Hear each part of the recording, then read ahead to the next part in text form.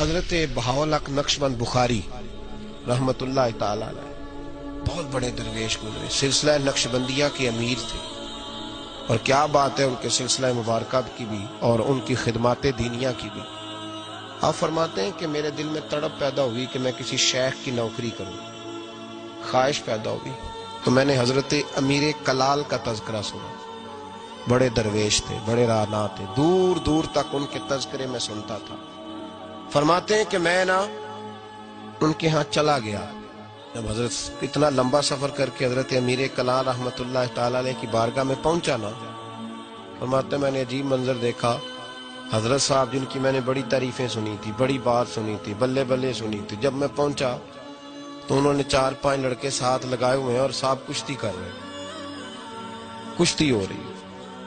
وہ کہتے ہیں میں نے کہا یہ بھی کوئی صوفی ہے جو کشتیاں کر رہا ہے، یہ بھی کوئی طریقہ ہے؟ ان کو چاہیے تھا بیٹھے ہوتے، حدیث پاک پڑھ رہے ہوتے، ذکر اذکار ہو رہا ہوتا، یہ کشتیاں کر رہے ہیں۔ خیر میں نے کہا سفر بڑا لمبا کیا ہے، اب آ گیا ہوں تو چلو رات تو رہ نہیں ہے، کوئی ہوٹل تو ہے نہیں یہاں وقت گزر سکے۔ حضرت امیر کلال رحمت اللہ تعالی علیہ مجھے ملے، لیکن چونکہ میرے اندر وہ زاویہ نہیں تھا، ٹوٹ چکا تھا۔ وہ ملاقات ہوئی تو میں نے کہا سلام لی، کیسے آئے؟ میں نے کہا زیارت کے لیے آیا تھا۔ کھانا کھلایا، رات مجھے سلا دیا۔ فرماتے صبح رات جب میں سویا تو میں نے عجیب خواب دیکھی کہ میں دلدل میں پھنس گیا ہوں، جتنی باہر نکلنے کی کوشش کرتا ہوں اندر دھستا چلا جاتا ہوں۔ اچانک میری خواب میں حضرت امیر کلال تشریف لائے اور آ کے انہوں نے میرا بازو تھاما، اللہ اکبر کہا اور مجھے باہر نکال دیا۔ فرماتے میں جب اٹھا تو پسینے سے شرابور تھا، حالت میری بڑی عجیب تھی۔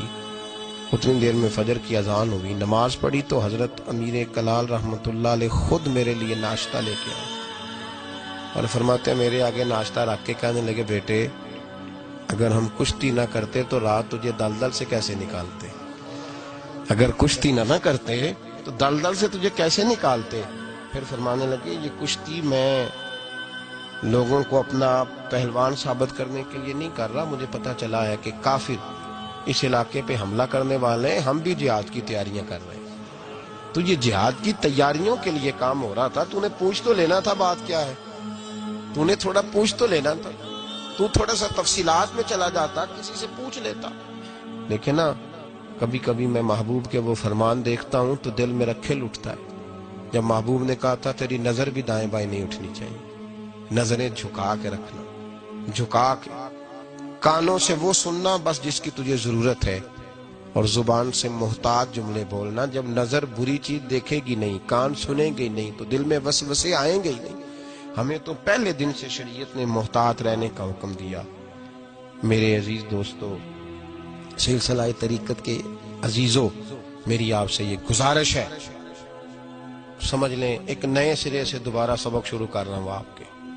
آج کا سبق آپ کے لیے یہ ہے کہ زندگی میں کسی بھی مومن سیء العقیدہ کے بارے میں برا خیال نہ پیدا کریں، بلکہ ہمارے صوفیاء تو فرماتے ہیں کسی بد عمل کو دیکھ کے بھی یہ نہ سوچ کہ یہ بد عمل اور میں نیک ہوں، یہ بڑی بیماری ہے۔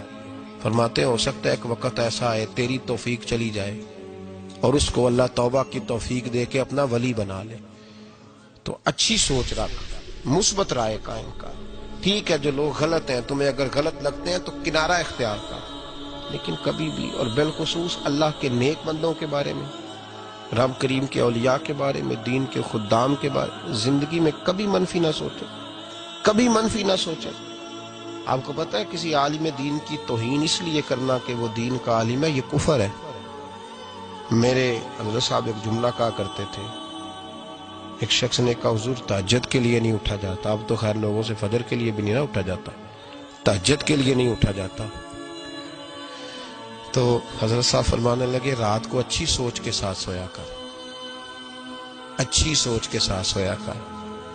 تو پھر مسکراتے مسکرانے فرمانے لگے محبوب کی سوچوں میں سویا کر، یار کی سوچوں میں سویا کر، تو اسے سوچتا سوچتا سویا کر، صبح خود ہی تجھے بیدار کر لیا کرے، پر اس سے دل لگانا، اسے سوچتا سو۔ تو کسی اور کو سوچتا کیوں ہے؟ کسی اور کی طرف تو دیکھتا کیوں ہے؟ تجھے ایک دفعہ حضرت صاحب بیٹھے تھے اور 2-3 مشائخ اور بھی بیٹھے تھے ساتھ ساتھ، تو مجھے ایک دوست نے بعد میں کہا کہ وہ جو تیسرے نمبر پر بزرگ بیٹھے تھے ان کی پگڑی دیکھی تھی؟ میں نے کہا قسم اللہ کی سوائے اسے میں نے دوسرے کسی کو دیکھا ہی نہیں. میں نے دیکھا نہیں، مجھے کیا پتا کسی کی پیلی تھی کہ نیلی تھی، مجھے تو اتنا پتا ہے جسے میں دیکھ رہا تھا. اور ویسے بھی ایک ول پجیاں میں نے صدق نہیں تھیندا اور کدے ول پجاؤں. او بھائی ہم تو ایک کو نہیں راضی کر پائے تو ادھر بھی دیکھ تو ادھر بھی دیکھ، دیکھا ہی نہیں جاتا. سوچوں میں رہیں اور مثبت سوچ رکھیں، ٹھنڈی اچھی خوبصورت. میں سب سے پہلا فائدہ یہ ہے کہ اللہ آپ کو سکون کی